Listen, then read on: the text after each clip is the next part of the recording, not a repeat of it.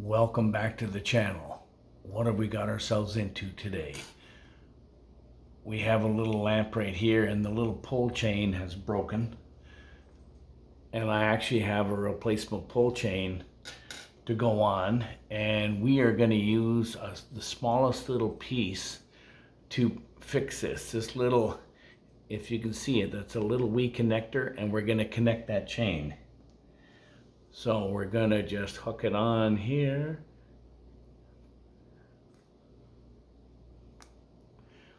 There's the first piece. Now we're going to hook it on the lamp.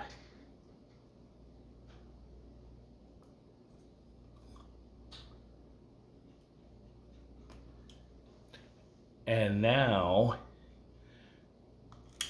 we have a lamp that's now workable. That's how you fix a little broken pull chain on a lamp. If you like the video, press subscribe and press like. Thanks, and we'll see you next time.